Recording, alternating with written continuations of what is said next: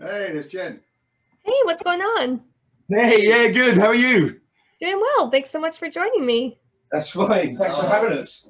Yeah, great. So thanks for having us over. Pleasure. How's it going across the pond? Oh, Yeah, it's kind of getting there. yeah, it's fun and games. Bit of normality coming back. So the vaccination stuff is rolling out really well.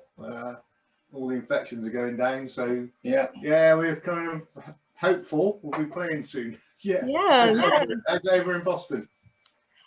We're still kind of we haven't fully reopened yet, so we're kind of still in like phase Yeah, that's the same. 3. okay, yeah. Yeah, it's just starting to open. Yeah, there's going to be, so middle of May, I think, is the next point for us where everything opens up a bit. And that's fortunate for us because we got 2 gigs almost immediately after that. So they've got social distancing arrangements in place, but nevertheless, it's like half capacity. Yeah. At the moment. Oh, that's nice. Yeah. We don't have any live music here in Massachusetts yet, but hopefully, I'm hoping by summer that will change. Okay. That's my hope, at least. I think everywhere over here is really, it's fingers crossed. Some of the smaller festivals are still going to be able to go ahead, sort of from July onwards, maybe. So that would be cool. But certain live music venues in the UK have really invested heavily in their kind of setups. They've put booths in, they've got waitress service for drinks, and so you don't have to leave the table. Basically, you come in and sort of sit at your table. It was kind of a weird gigging experience. We've done one. Yeah, we did one in September last year, and everyone was sat down. Yeah. And there was sort of sign that said no dancing. Yeah. Oh my goodness. It was a bit like being in Vegas. It was really odd. Yeah, it was like an evening in Sons of Liberty. It was really mad. But and it was great for us because that was that's pretty much the only gig we've done in a year. So it was quite cool to see that there was still fans out there that were interested in what we were doing. I feel like people are just wanting to go out and be entertained again. Yeah.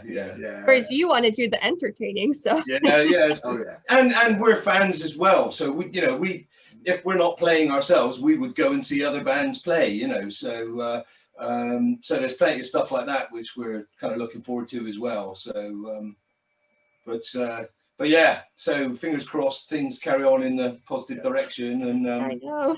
yeah, we'll join you. Yeah, but I want to talk to you about the new song Damaged Reputation.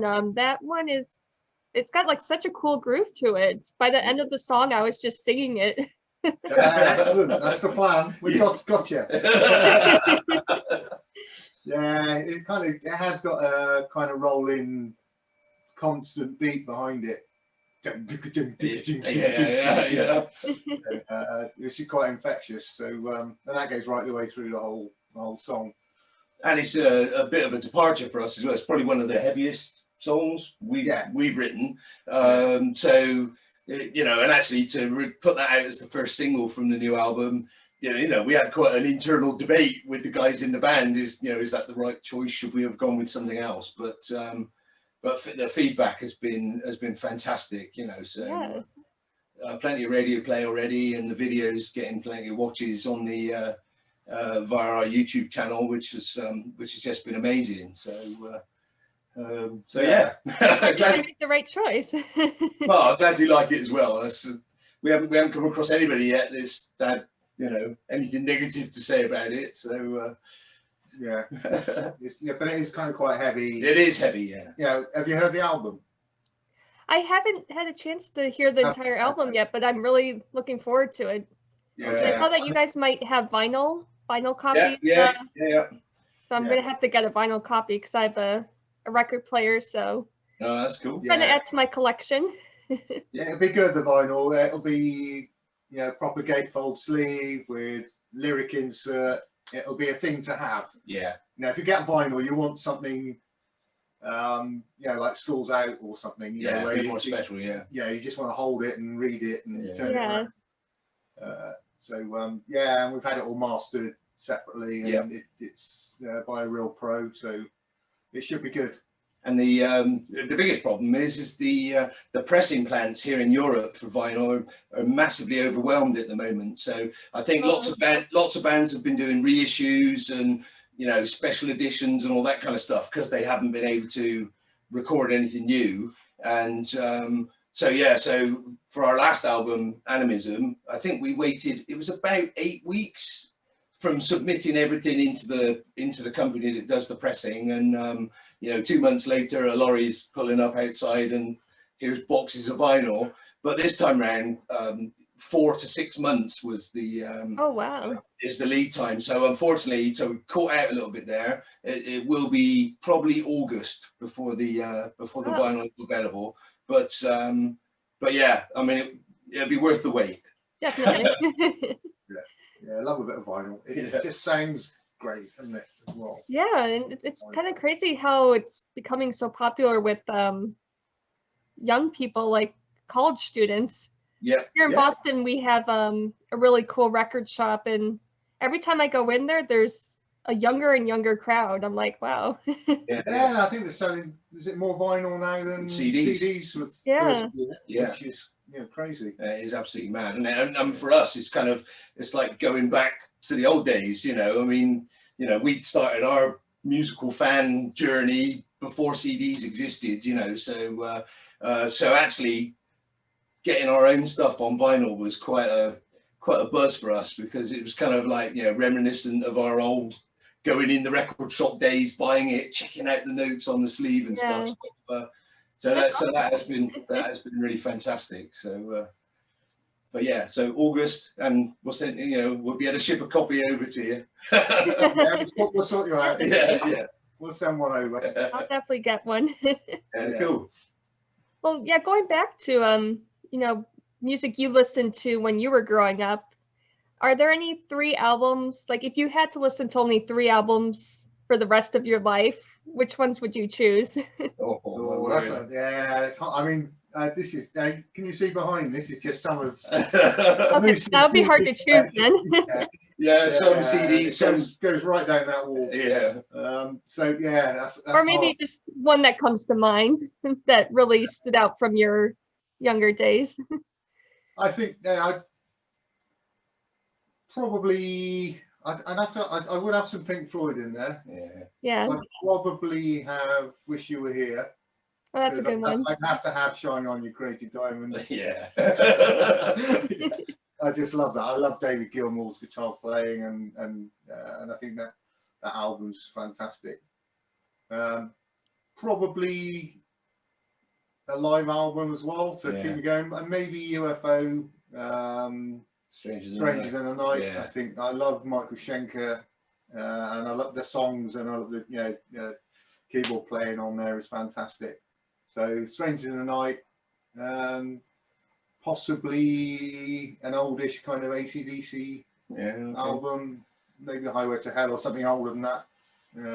It's cool that Freddie said live, because, you know, for me in the early days, live albums were a massive thing. I think, you know, 80% of my vinyl collection in the early days were live albums, you know, made in Japan, Deep Purple, made in Europe, you know, Go For What You Know, Live and Dangerous, you know, kind of, it seemed as though every band had a great double live album, you know, and so I think I used that to dip my toe into the water of a band as well, you know. I'll buy their live album and you see what the tracks are like, and then pick up the studio albums afterwards. So yeah, Slade, big band in the UK, were more of a sort of pop band. You know, they were on top of the pops and stuff. But they brought out a killer live album. That was one of the first records I ever bought. You know, the first albums I ever bought. Slade Alive with my pocket money. So, and I think that'll be one of Rob's as well. He's a big Slade fan. Yeah, Song Remains the Same was another one as well. A soundtrack from a film, of course. But you know, I remember bunking off school and going to watch that with some guys, and then buying the album afterwards and looking at all the crazy artwork with it. But yeah, so it's probably live albums for me originally. Nice. That must have been a fun time. You know, I wish if I had a time machine, I wish I could go back and experience the 70s, because that just I think we all say the same though. I think we all want to be like maybe 10 years earlier in our kind of discovery of bands, because I mean I missed you know, Zeppelin, you know, Skinner came over to the UK plenty of times, and you know, I missed them out somehow, you know, and yeah, that was just kind of, we were just, I guess, our age, just getting into bands and music towards in late 70s. Yeah, yeah.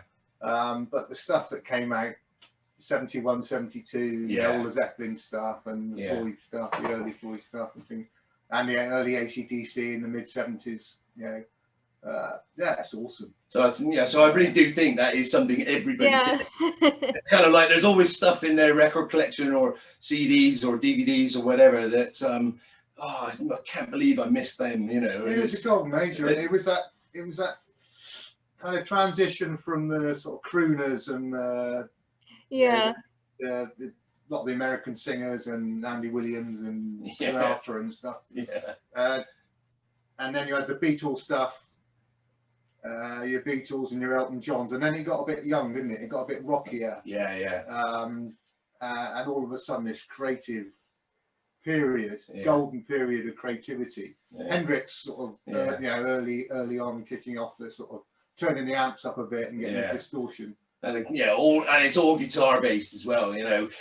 Kind of a few people would you know, suffer because their pre-generation might have been, I don't know, Depeche Mode or Duran Duran or something like that, you know, which is all a bit, it hasn't dated very well, but you know, the kind of stuff that still ticks our box is all the early guitar players, and then the bands that took that to a massive scale, you know, be it huge festivals or massive arena performances or whatever. And yeah, it's a great time. And then obviously we kind of started playing around the time that, you know, your Motley Crue started, Guns N' Roses, movie. So you know, the sort of later Whitesnake stuff. Yeah. So there was still a lot of great stuff in the early 80s. Absolutely, yeah. And through the 80s, really. Van Halen, obviously. Bless him. Yeah, so, you know, great time. Journey, you know, some fantastic bands.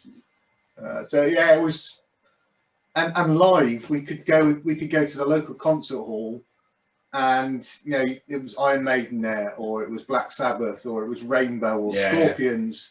And that was, you know, every month. Yeah. You could just go down to our local hall in Bristol, which is where we both live. AC/DC, you got to, you know, you could just go down and see a great band every month. So that was kind of a 2,000 seat kind of town hall type venue, and all of those bands were playing. I mean, you know, some bands toured twice a year. You might get 2 tours out of UFO or somebody, or Whitesnake. They'd come and play at the start of their album release and then come back and play again, you know. So it was an amazing time for so was you right, if you go back then? That would be a good time. Yeah, good time. It's not, and I think, you know, as I say, it's not just because we were there. I think, you say, you know, you go back to that time as well. So it was just creative and fun, and music was proper. It was more authentic. It had feeling, and I feel like there was just a lot of thought that went into the musicianship. And it wasn't all about singles. You know, people wrote albums, didn't they? They wrote whatever came out of them, and they went somewhere and immersed themselves. You know, Zeppelin went into the Welsh, you know, up to Welsh mountains and spent a couple of months sort of immersing themselves in that, and all the Rolling Stones, you know, down to the south of France, and just lived it. And it wasn't just crank out the next hit.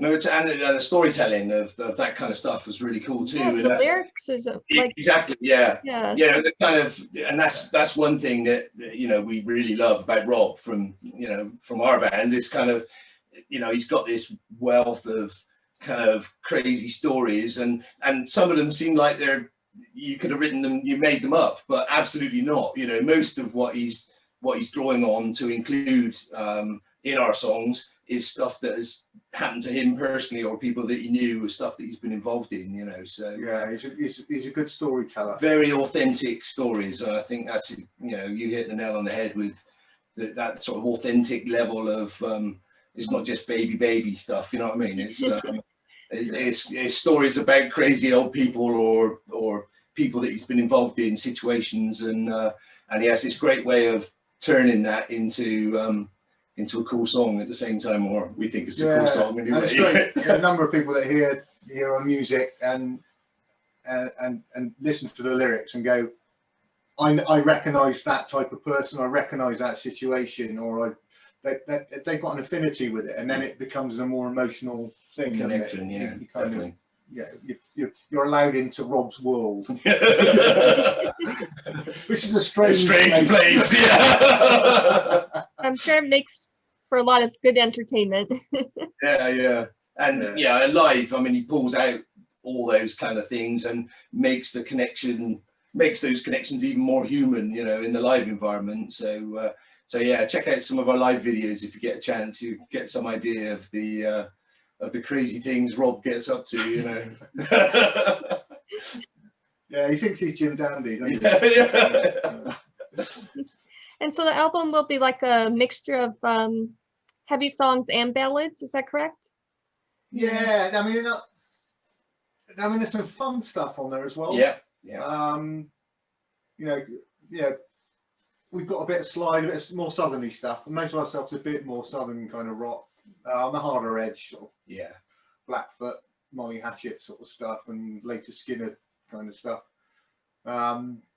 Which is Damage isn't that typical of. Damage is kind of quite modern, heavy sounding. But we got some blues stuff. Yeah. And a couple of sort of epics as well. So, you know, even a ballad doesn't always stay a ballad, you know, it tends to, you know, we might end up with a big guitar solo or something. Not that we've got a massive long song on this album, but there's definitely, you know, there's a couple of softer moments for sure, and a couple of country rock type moments, and a couple of belters as well. So there's quite a mixture of styles on the album, but it kind of gels together somehow. You know, it doesn't feel like a compilation album. It really is. You know, it's clearly the same band all the way through. But yeah, we can't wait to get it out in June and get out and play some of the songs live as well. So I always try to put an album together to have a bit of variety. So imagine you're listening to it yourself. So so we've got two kind of slowy ones, but one's quite trippy, and one's quite epicy. You know, they're different. They are. So there's nothing the same on there, but it all sounds like us, I think. Rob's vocals are quite distinct, as you'll know. So that sort of keys it all together as well. So almost we could do anything behind that, and it sounds like us. It's called Aces and Eights, right? Aces and Eights, yeah. That's a cool title. That comes from there's a track Dead Man's Hand on the album, which is the card game where, you know, there's murder and there's a bit of a big old story that comes from that, and the middle eight of the song's got the Aces and Eights reference, and we lifted it from that. So and we kind of, because we put so much into this album, the sort of gambling thing worked as well. This is a high stakes roll of the dice for us. Absolutely. We've gone all out on everything, done it to the highest standard we can, and still got house, but not quite sold our soul just yet. And how did you guys enjoy filming the music video in the prison?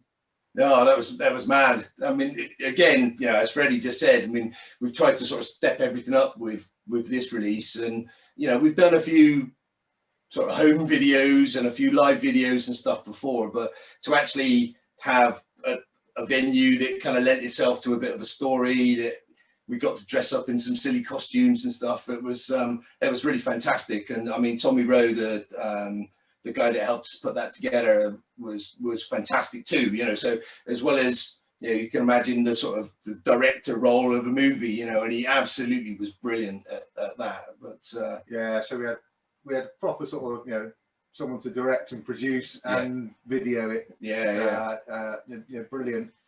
And yeah, it just the venue. It wasn't storyboarded completely at all. No. So a lot of it was about looking at the venue whilst we were in there and working out how it would fit with the story. And Rob's acting in particular, you know, was fantastic. Yeah. So he was in his element. And it was filmed in the old police station in Bristol where we live. Yeah. And so we were in the cells in a police station, and at the end of it, a real riot kicked off outside in the streets. Oh my God. So we got out just in time, but they set fire to a police van. Windows broken and glass all over the road, all kinds of stuff. Whoa. And there's us dressed up as convicts in the cells of the old police station. So this was all taking place outside the new police station as part of some protest that was going on, and we were completely oblivious to it. But so we come out. It's not normal. It's normally quite a peaceful place. So do come to Bristol. But it was an unusual occurrence. But we had the whole day was fantastic. And there's another video that we shot at the same time that will be coming for the next single, which is Ruby Star. Story about Jim Dandy's backing singer kind of, but that's more of a kind of live performance type video rather than the fancy setup that we went for Damaged Reputation. But yeah, we got two for the price of one basically, which is Rob's still in that cell, isn't he? We left him there. Well, that's fun. So it's a really exciting time for you guys. Yeah, it was quite a day. Yeah, no, it absolutely was. I mean, just getting in there, loading all the gear in, set up, it was kind of, we couldn't believe how much equipment Tommy brought with him, in terms of cameras on dollies and a big lighting rig and stuff. So I think you can see the sort of time and effort that went into it in the finished video, which is like a whole league away from anything we've done before, so well, it's definitely fun to watch, so I can imagine you guys had a good time making it. It was absolutely freezing in there to start with. I mean, literally, okay, well, that's not fun then. Walk in there is kind of, oh my word, it was but by the time the lights are on for a bit and we've been in there jumping around like idiots and stuff, it was it actually was quite good that it wasn't a sweltering hot subterranean basement, but we weren't sweating too much. No, we were not. It was damn chilly in there. Was that January? Yes, January. Yeah, it's freezing here. Well, I'm not sure if you guys saw, but on April 1st for April Fool's Day, a lot of bands were posting this image as a joke, like an April Fool's joke, that they were going to take part in the first concert in space.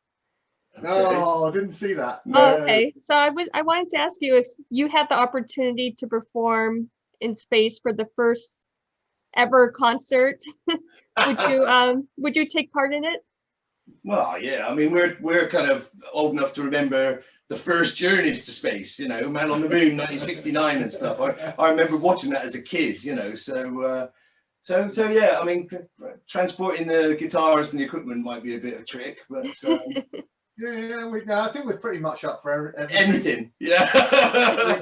we never knowingly say no. Yeah. We'll be there. Yeah. I think I would go and see a concert in space as long as I know I'm going to get back safely. Yes, exactly. Yeah, I think I might feel a little bit claustrophobic. Yeah, I probably would as well. Yeah, I think. Yeah, I'm getting all these phobias now. I didn't used to have. I used to do anything, but so as long as I didn't get too claustrophobic, I want to do some space capsule. Yeah. The thing is, isn't there like no sound in space? I wonder how they would work that out. Yeah, that's true. So in a vacuum, the sound doesn't travel very well. So So you can hear it in the spacecraft. Yeah, you can. Tim Peake was playing. David Bowie, wasn't he, on his acoustic guitar? Oh, right, yeah. There's a video of that. Playing up there. So, we definitely want an atmosphere. Yeah, we would. Yeah. I hate playing to no atmosphere. Yeah.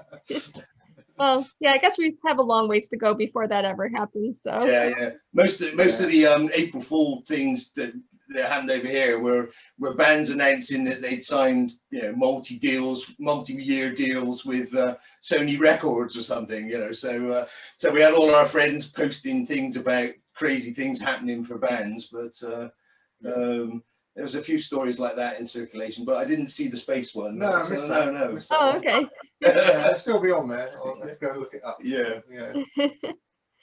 Well, I really appreciate your time, guys. Is there anything else you want to mention before we sign off? Just say,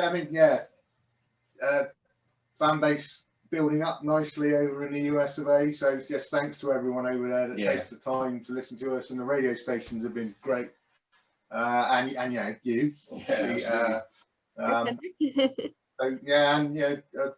Maybe year after next, maybe next year, we'll try and get over and do some dates if we can. We've made a few tentative inquiries on how we might be able to do that, but at the moment, obviously, the logistics is just impossible. But it's our following in the US of A has been tremendous right from the very start. So if we can get over there and do something, kind of the whole connection to Jacksonville, Florida, kind of the Skinnerd connection, all that kind of thing would be really cool. But there's plenty of other amazing music places as well. So definitely like Nashville, Tennessee, Austin, Texas. Those are two good cities to go for live music.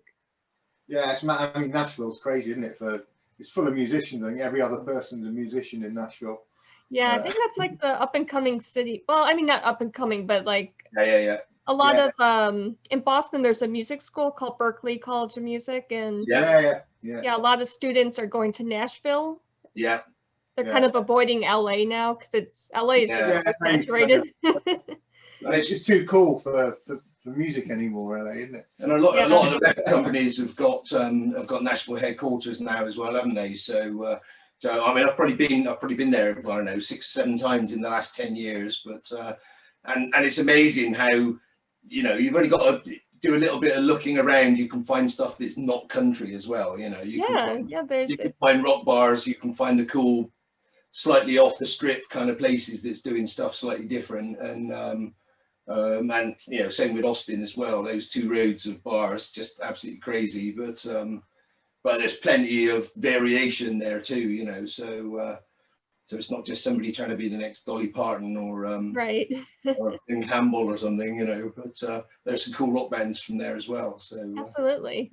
But Boston would be cool. Yeah, Boston would be very cool. Yeah. Not sure about Berklee though. I don't know. I know. Is that Steve Vai and I think our chops would be a bit not quite good enough to get in the door, but you guys are too cool for that right now. Thank you. Way too cool.